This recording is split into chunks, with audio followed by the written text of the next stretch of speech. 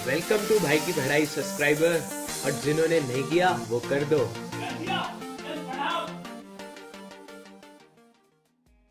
दोस्तों, कीजिया सारी बात अपनी मम्मी को बता देती है कि कैसे उसने पापा की स्पीच के पेजेस को फाड़ के उन्हें कुशन में डाला था ताकि वो पापा को उनके बर्थडे पे सरप्राइज दे सके। फिर ये सब बात मम्मी पापा को बता देती है और पापा कीजिया के रूम में आते हैं एक स्केल के साथ। वो बोलते हैं, तुम्हें तो सबक सिखाना पड़ेगा ताकि अगली बार से तुम किसी और की चीजों को ना छुओ। चलो अब अपना हाथ दिखाओ। कीजिया हाथ आगे करती है और बोलती है, पर पापा मैंने वो आपके बर्थडे। और तभी चट से उसके हाथ पे वो स्केल पड़ता है। वो रोने लग जाती है।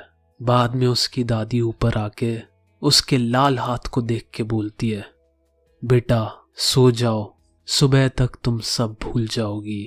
पर कीजिया कुछ नहीं भूलती और रोते हुए दादी से पूछती है, भगवान ने इन बाप लोगों को बनाया ही क्यों?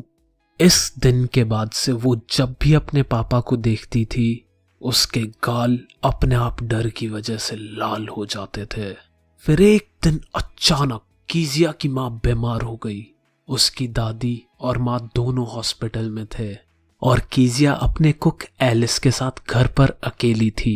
उसके पापा हमेशा शाम को लेट आते थे।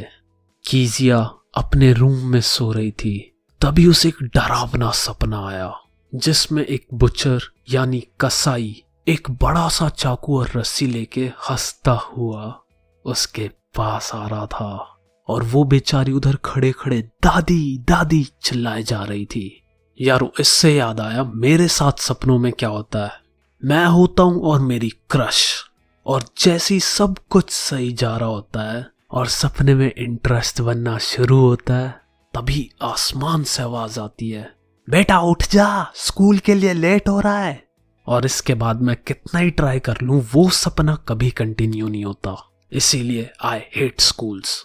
तो रिंकिया के पापा तो कीजिया के पापा रूम में आते हैं और पूछते हैं, कीजिया क्या हुआ? वो रोती रोती बोलती है, मुझे दादी चाहिए।